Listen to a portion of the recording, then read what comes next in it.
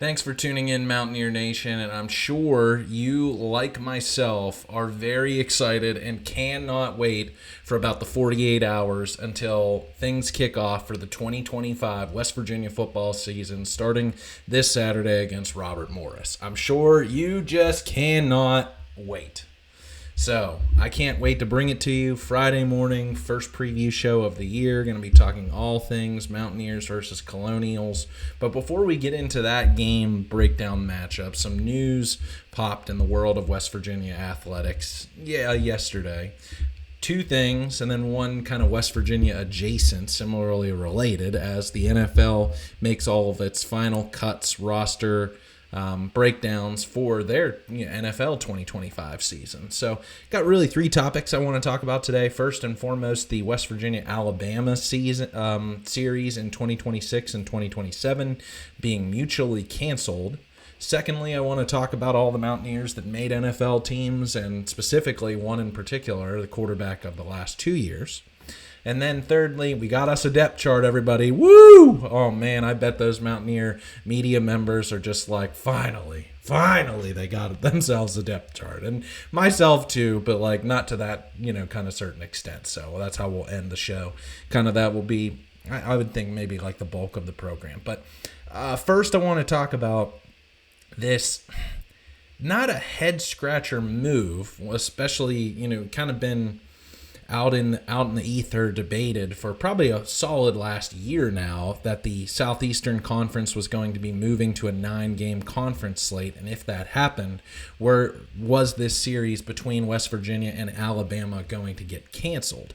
Now, I think the public debate between Mountaineer Nation was 50-50. I think I'd seen some other content creators talk about this or polls on social media, and I was surprised. I was actually rather surprised to see how many fans wanted to see Alabama come to Morgantown and then West Virginia travel to Tuscaloosa and play a game down there, because I'm old enough and thankfully had the privilege of going to that West Virginia LSU contest in 2011, and I can honestly say that was maybe the most, or definitely top 2 or 3 most electric environments of Milan Puskar Stadium of my lifetime. I mean, 2018 Oklahoma was pretty lit. Nothing really during the Neil Brown era, but of course, many of those games from 2005 to 2007 that I was old enough to go to, in the even still in the old Big East days. But man, that LSU contest was awesome. So if that kind of environment were to be recreated against a national power in Alabama, wow, could that be a program-defining victory? Similarly, if you won on the road, even bigger if you won on the road, but you wouldn't be able to enjoy it in the same kind of sense as you would at home. So, I can totally understand that side of the coin, that side of the argument of man, you really wanted to keep it.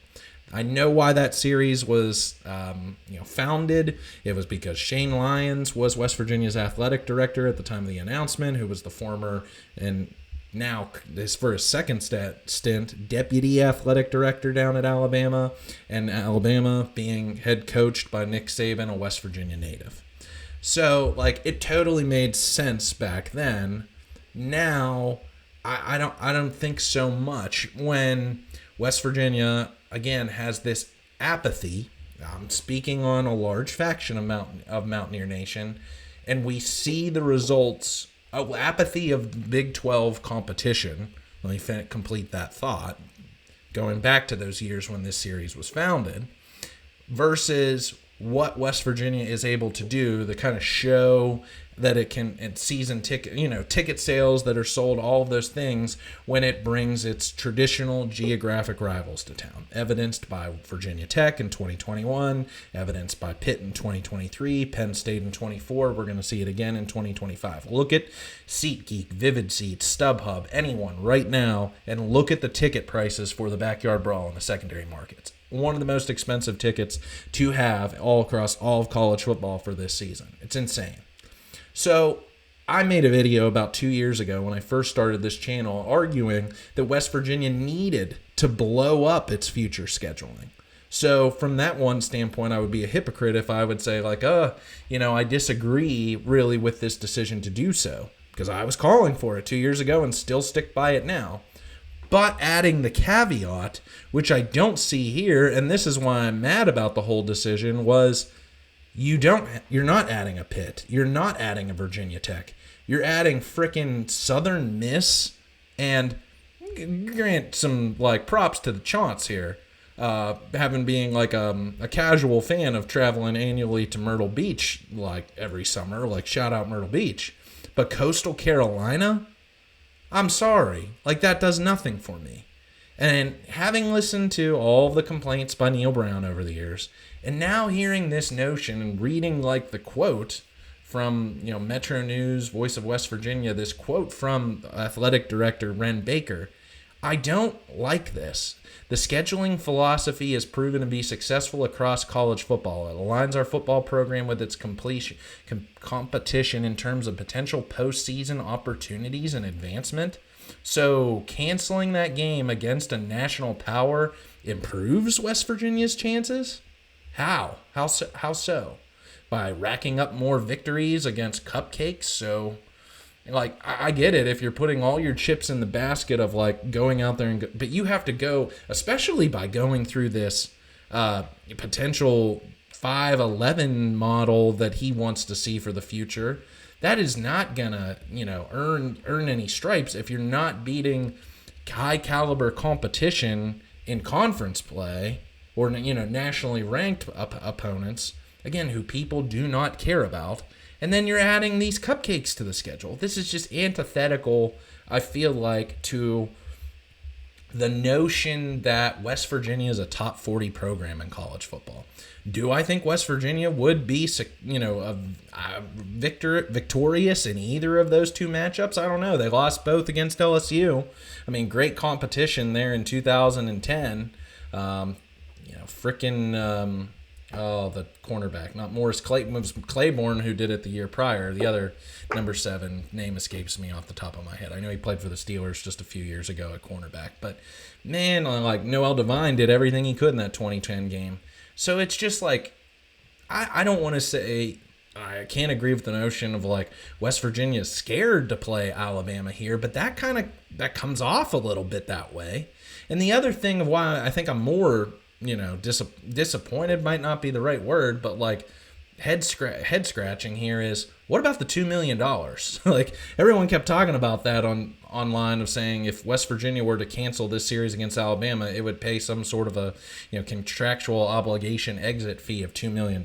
So is Alabama ponying this up? Because to me it sounds as if Alabama is the one who's initiating this because of the change to the SEC schedule. If that wouldn't have happened, it wouldn't. That game would stay on the schedule because West Virginia isn't going to cancel it. And Alabama would be like, show me the money, West Virginia, for doing it of your own accord.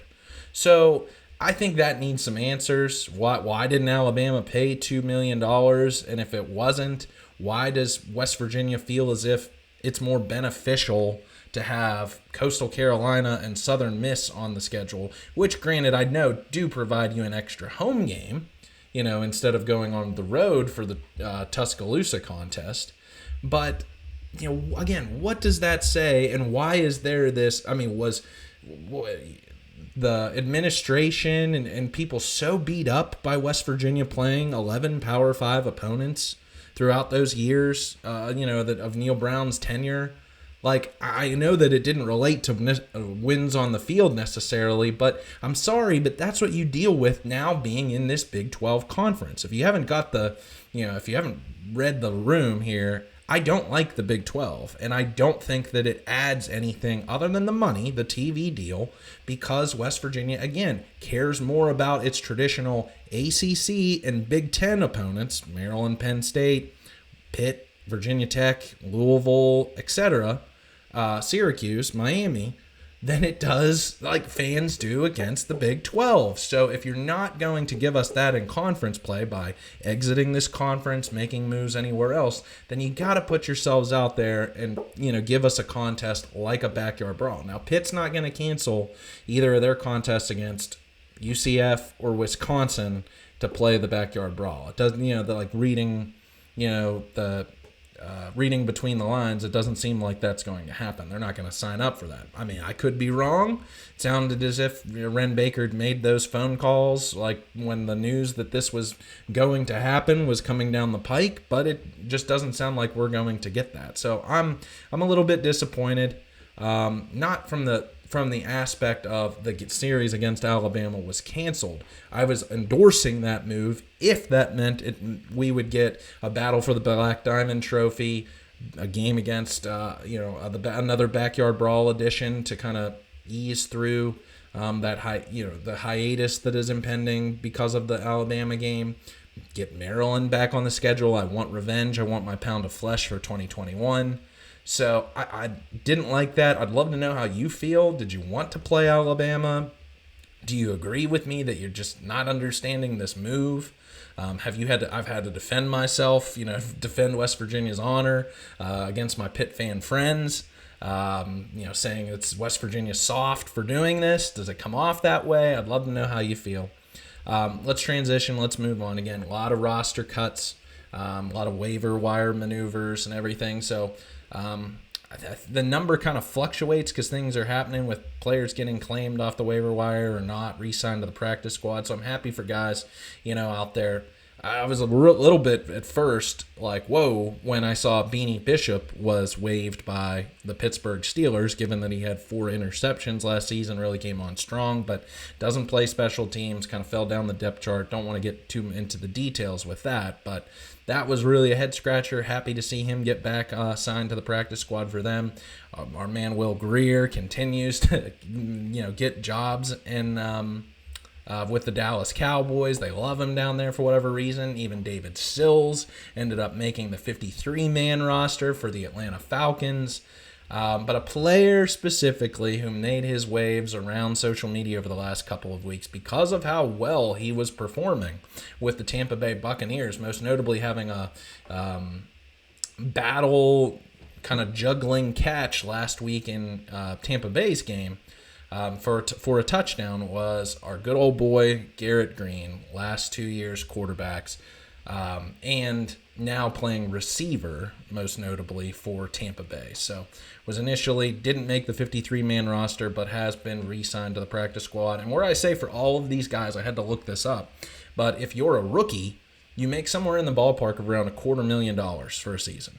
Being on a practice squad, not performing on Sundays, you are simply going out there and practicing. Sounds like a pretty good deal for me. 18 weeks. I know you have to go through preseason camp and all that, but this is their lives.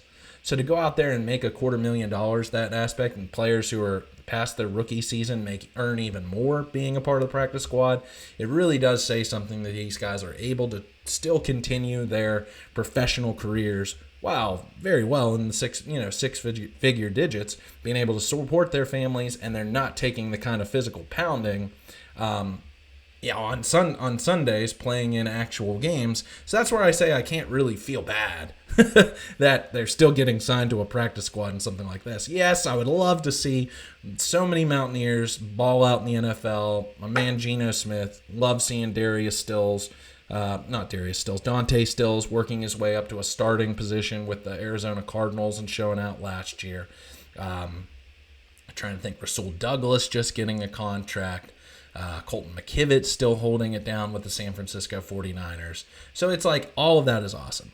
Where I was like seeing a few fans on Twitter saying that West Virginia, maybe Garrett Greene should have been a wide receiver all along. Would you have rethought things with Garrett Greene at wide receiver? And that's a good question, I feel like, for Garrett himself to go ask. But I think this is, appropriate at this time that I could be able to litigate this, go through the history, because, living through that, I feel like we can chronicle this, and we really haven't done that. Having started the show 2 years ago, the start of really Garrett's true first full season, we can walk it back. Let's definitely go and do that. So really there was an opportunity. This was before I started my channel. I think this was even before I was making just own personal videos and putting them on Facebook for friends and family. But back in 2021, I said, and I think I might have even wrote this in an article for WVNation.com, was when West Virginia was 2-4, headed into a bye week, just got drubbed against Baylor. to fall to that 2-4 record. I thought then and there, for a redshirt freshman Garrett Greene, made total sense for Neal Brown to go to him there. For one, West Virginia's offensive line that year was pretty putrid. Just could not block anybody up out front. But what do you know? Brown sticks by him. West Virginia comes up with a exciting last-second finish victory over, I think, was it a ranked Iowa State, who was like 24th or something in the country. West Virginia comes back and suffers some like terrible blow, some losses. He ends up beating Texas. One of those losses was against Oklahoma State, and I think one of the lowest offensive outputs in, program history in a game. I was at that game. It was terrible, so boring. So it was just like things kept, and in that Oklahoma State game, Greene had a really, bad fumble. I don't know if he just mistimed the snap or something happened there, but ended up West Virginia lost like 30 yards worth of field position on that missed snap or fumble by Greene.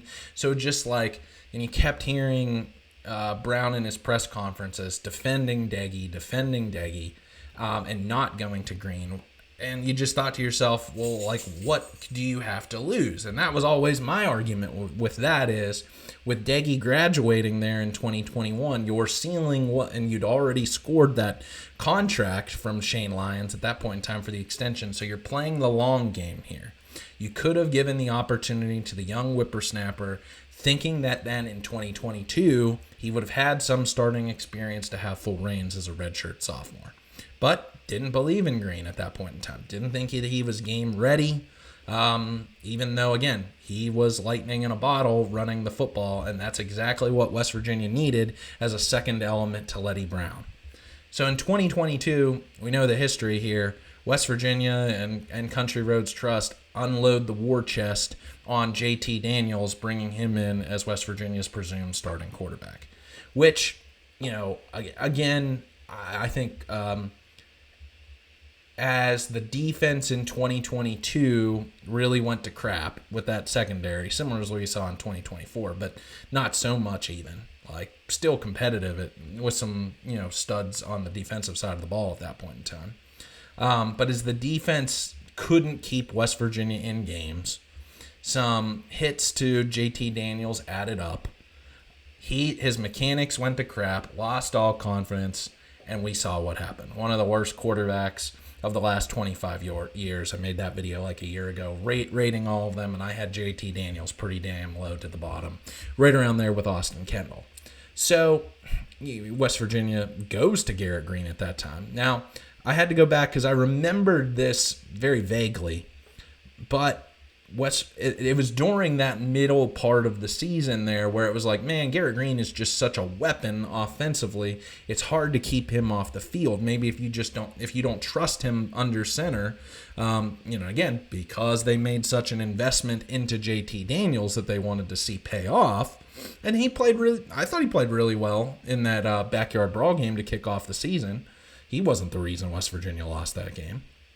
But again, going back to Greene, there were a couple of times, and I looked this up to verify, he had 4 catches for 32 yards on that season. I can remember he caught an out route by the sidelines. That one sticks out in my mind. But again, you weren't going to play him over Caden Prather. You weren't going to play him over Sam James or Bryce Ford Wheaton. So it was like opportunities for him at wide receiver were very limited. Or if you wanted to put him in that kind of, slot man role. But I think Reese Smith was still on the team at that point in time. Yeah, so it's like 6 of one, half dozen of the other. So it was really quarterback or bust there. So you could have gone to Greene at any point in time in that 2022 season. A little too little too late after that blowout loss to Iowa State and then that blowout loss at Texas Tech, salvaging the season, but no loss at, no bowl game at the end of 22 with wins over Oklahoma and Oklahoma State. So again, the mismanagement of Garrett Greene started in 2021, I feel like, continued into 2022, too little too late. that you could, and changing his position to wide receiver at that point in time, with again understanding now with the benefit of hindsight of how afraid Neil Brown was of these players hitting the transfer portal. And let's face it, y'all, 2020 through 2022 was the beginning of the player empowerment era, where it was the cool thing to hit the transfer portal, to try and go out there and see how much money you could capitalize on. And again, the gambles that Country Roads Trust and West Virginia Athletic Department put into some players, starting it off right there with Daniels, it was like, ooh, man, it was kind of like hesitant, and not maybe the buy-in, as I've said before, arguing this, the boosters into Neil Brown, believing in him and his staff and competing for Big 12 championships. Just like, I think there was some apprehension there. So then 2023 happens, and I thought Garrett Greene had a really good 2023 year. Like, all the cards were on the table for him in 2024 to take that next step, because 2023, like, ran into a really good Oklahoma team, dropping them with a lost to Oklahoma State. Really didn't put much from that game also on his head. Trying to think who else lost, but again, so you weren't going to make a move off Garrett Greene going into his senior season. Now, here was the other time that you could have potentially made this move, but it just didn't make sense. So I've argued, I think week one, undisclosed, either bumps and bruises that turned hurt into injured, happened in that week one game against Penn State. I think, if I recall correctly, he suffered some sort of undisclosed injury during training camp that he was able to play through, able to still perform to a high enough level to go to him, that maybe perhaps he aggravated in that Penn State game. Played through it, got all the way to the Kansas State game, as we can remember. Really bad Kansas State game. Gets injured trying to play hero ball at the very end of the quarter, rushing for what was like 40, 60 yards on that one drive, getting stopped right by the goal line, goes out with a concussion. Nico Marchiol comes in, takes over. Now, if Nico Marchiol would have had a better performance in the Cincinnati game than what he had last season, because he played awesome at Arizona. There was no reason that game should have even been competitive on the scoreboard at the end of the day, because Nico Marchiol was nearly flawless. It was the next week against Cincinnati that he was just okay, and the defense really saved West Virginia in that contest. So there was the next week, Baylor.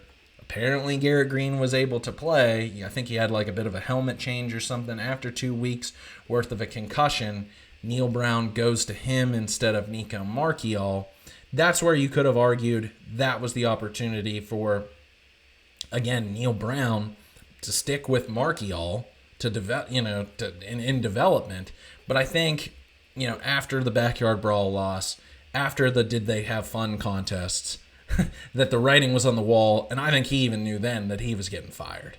So, he was thinking at that point, or he's trying to save his job, thinking he's going to be fired, but, having slim hope. So he's thinking, who gives me immediately? This is the challenge sometimes with coaches, who are on the hot seat, or, you don't have the kind of support that or the faith in them. Then they end up making short-term coaching decisions that don't pay off during the long term. So again, the mismanagement of Garrett Greene, in his earlier years, the mismanagement of Nico Marchiol.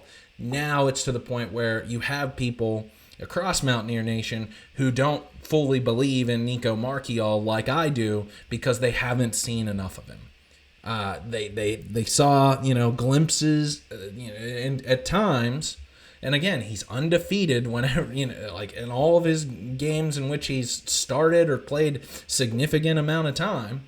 Go back to Oklahoma State, those Texas Tech and backyard brawl in 2023 games, 2024 Arizona and Cincinnati. Like, the dude is a winner, but it's because you haven't seen enough of him that this is why there's some apprehension going into the start of the season. So, again, and I'm not trying to question Garrett Greene's heart, loyalty. Clearly he did.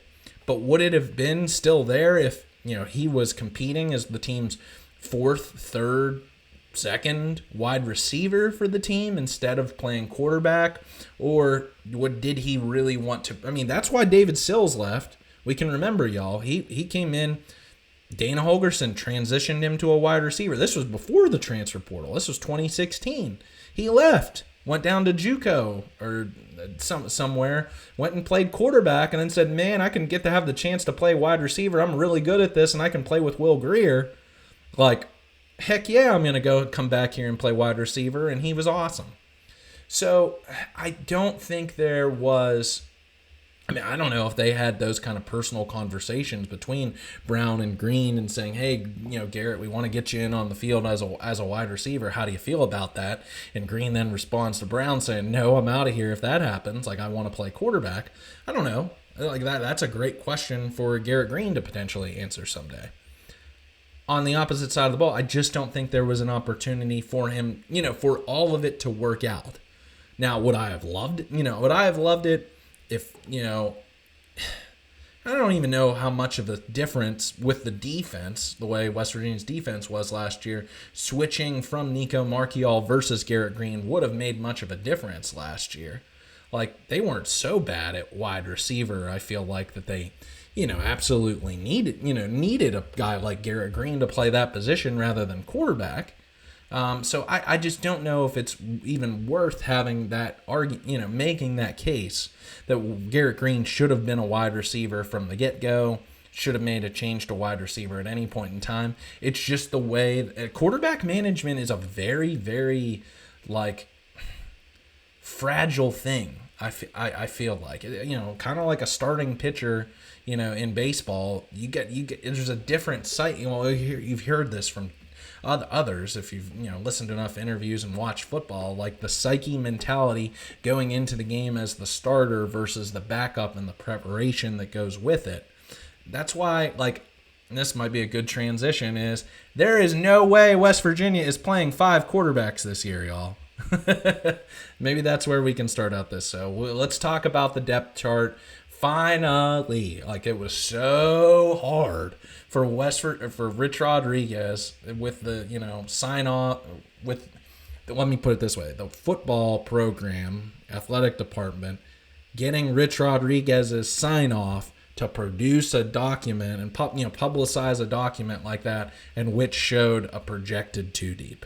Why was that so hard that it needed to be kept so close to the vest all the way up until Tuesday, August 26th? I'm okay with it. I'm not gonna get mad or anything. I'm not making a big deal. It's not making a mountain out of a molehill here. But I was getting a little bit tired with the whole shadow games and poker, the poker face, and is Jaheim White really a starter kind of thing? When Mike Ostie, quipped that on the second day of preseason camp, is just I don't know. And to be honest with you, so being the crazy fan that I am, and the loser that I am, putting together my Excel spreadsheets that I track the roster management of all the different positions, all years of eligibility. I do this routinely all the time. I already started on for 2026. It's not very far off, I feel like, from where I was looking at it. And if you were also able to do some covert operations, namely to find out who were the starting 5 on the offensive line, with a video that the team dropped on Twitter, I think it was just 3 weeks or so ago. It showed a play. I think it was Marchiol or Jaheim or somebody coming through on a run play, and you could see all the different players of the offensive line. If you kind of put 2 and 2 together, Landing Livingston, you could find Kimo Makanole, Tykees Crawford, and then Nick Cray, just by their practice jersey numbers. You could is that the starting 5 that we got here? Was this the ones going at it? So you were able to figure that kind of thing out. So taking a look at the depth chart, not a ton, like I said, surprised me. Again, the whole starting, the 5 oars at the quarterback position, what? if you've listened to me enough over these last couple of weeks, I'll say it again. I think this is Nico's job to lose. I mean, nothing that us fans have seen on game film says there's anything that he's done. Now, we haven't gotten any updates from Coach Rodriguez, and this is something I'll talk about for the pregame show, is we have received no intel on the battle between Marchiol and Henderson. And, I mean, I kind of think it's unfair to Henderson in a way. Like, he comes here, he picks West Virginia of all the colleges that he could have chosen out of the transfer portal. Now, maybe West Virginia was his best offer, but, like, there's no update on, like, what is he doing in this competition against Marchiol?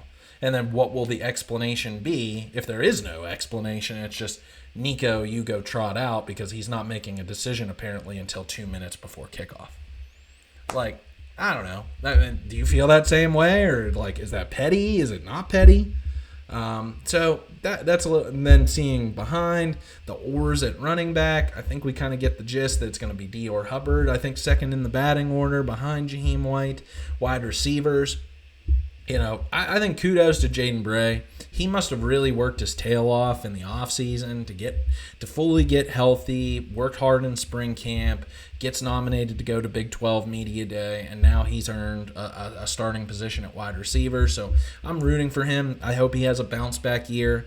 Kind of understood at that slot position that there's really good competition. I think between Man Singleton, Rodney Gallagher, Preston Fox, and then on the opposite side, seeing Cam Vaughn being the number one, I think, at the Z position at wide receiver. So awesome to see. We'll have to see how Jeff Weimer gets involved. Someone we didn't see on the two deep that, kind of had hope for, or, was talking about on some other shows with Mountaineer Paul and Justin Coos Walker of Coos' Corner. Christian, was it Christian Brown? Yeah, the wide receiver transfer from North Carolina. Didn't see him on the depth chart. On the defensive side of the ball, there were a few things like, I want to see this injury report. I don't know if we're going to get this during the day here on Thursday, recording this Wednesday night, or if it's going to come out Friday, Saturday, whenever these injury reports release that thank God we're finally getting. Big 12 mandating that. I wonder if Kakura Tarnu's hurt, or behind him, even like Justin Walker, the transfer from Chattanooga, because to see Jacob Boyce, whose first name is Israel, but goes by Jacob, according to Rasheed Marshall, to see him starting there, the last impression I have of Jacob Boyce was getting burnt like toast in the Oklahoma State game, and we never seeing him again for the rest of the season. So, man, did he make up such extreme lengths? Again, worked his tail off in the offseason and camp and everything to get to this position to become a starter at free safety. And I don't know if I should even put too much stock into this for week one. If I love to see Rivals.com, Keenan Cummings articles every single week that he puts out about snap counts, because that's really tells the tale who's the true starter, like minutes on a basketball game. Yeah, Issa Ahmad as a freshman would come out with the starting five, but when you only play 9 minutes a game, are you truly a starter? So I don't know if I want to put too. Oh, and Derek Carter. Not Jordan Walker. Derek Carter. So again, Derek Carter came over from Jacksonville State, was Jacksonville State's cornerback 2, comes to West Virginia, moved to safety from cornerback. I talked about this, I think, with Tyler of the Coal Country podcast last week, was West Virginia feeling so comfortable at its cornerbacks that it felt comfortable moving Derek Carter over to safety to add some depth, because at that, that's a lot to replace, and that we're replacing in that position group between those three. So to not see Kakura Tarnu, who again came on strong in the back half of the season last year, I'm just curious if he's hurt, because I would have thought Kakura Tarnu would have been a starter. To see Chris Filippo, the true freshman, being the second string nickel safety behind Fred Perry, kind of understood Fred Perry would be the starter, but no Zay Jennings, no William Davis, who was a transfer from Division II Virginia Union. I watched Chris Filippo's tape on it, and it's very interesting. He played at a interesting, I think it was like a private school program coming out of high school, and he's big. He's 6'2", 210, so maybe, they really like his size. And I was saying he's kind of a tweener. He's kind of a tweener, and maybe that's what they like so much about him, is if he's not fast enough to be truly a safety, but he's not big enough to be a linebacker, but maybe he can flourish kind of in some snaps here and there behind Fred Perry. And maybe he might be limited, I feel like, as the season goes along, because Perry's going to play a lot all season long.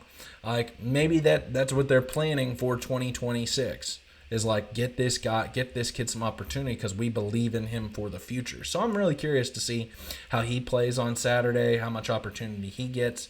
And then also at cornerback, kind of thought Jordan Scruggs might nail down that second cornerback position opposite of Michael Coates.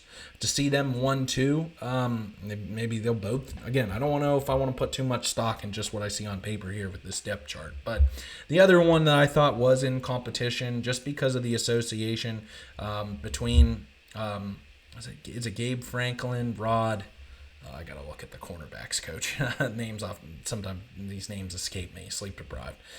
Jason Chambers coming over from Appy State. His coach coming over with him. He's a senior, has that familiarity, knows what his ability is. So I'm not truly shocked there that Jason Chambers is going to lock down once. I thought it was either going to be Scruggs or Chambers. So to see Chambers get that starting position, good for him. If that's what the coaching staff believes in him, knows in his abilities, I'm really interested to see how they, on the opposite side with Coates, perform. So really, that was about it. Other than just we don't see on the two deep any of the play. Well, I see Justin Harrington, who's second string at boundary safety, but Jeff Weimer, be very curious to see if he gets any reps in this week. No Jamori Robinson, no Ty Edwards in the depth chart. I think if they get any snaps, it's going to be limited, needing more practice time, I feel like, into this next week going against Ohio, then getting a full week against Pitt, then I feel like there's no excuse. And still, the situation with Robinson, very interesting to follow. I feel a little bit queasier by the day, like hearing, I think it was in yesterday's press conference, so Tuesday's press conference from Rod, that Robinson hadn't practiced. That was a bit of an orange flag to me. I don't want to say red, but it's concerning, I feel like, to not have been practicing. So if he doesn't practice Wednesday today or anything leading up to this, I can't imagine that he'll play on Saturday, having not practiced at all. Otherwise, looking up and down this roster, like, okay, this is the team. This is the, as I've said, starting, your starting squad to figure out who your best 300, to use that mid-2000s movie reference, who are your toughest soldiers.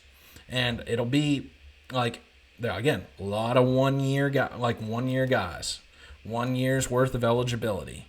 So the management of these players' playing time in accordance for trying to win every single game that you can, but also management for 2026. Because win one game or win them all, head coach Rich Rodriguez is going to be back next season. It's going to, beyond something that happens off the field or whatever. So you're playing for this season, next year's, the recruiting cycle that will happen once again in about 4 months. It never ends with recruiting. So, again, how does West Virginia play this season, trying to win again, but getting some of these other guys involved? Because there's so many brand new players that you just don't truly know about them until you see them on fall Saturdays. How do they play when the lights go bright?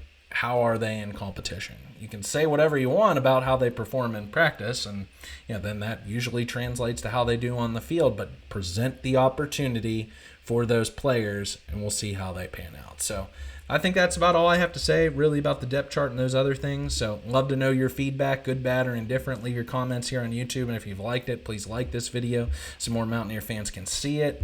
Would love to have you a subscriber to my channel as we gear up for week 1 in this 2025 season. Oh man, I'm excited. Gonna be recording so if this posts Thursday, so tonight, technically, it's interesting saying that in future tense.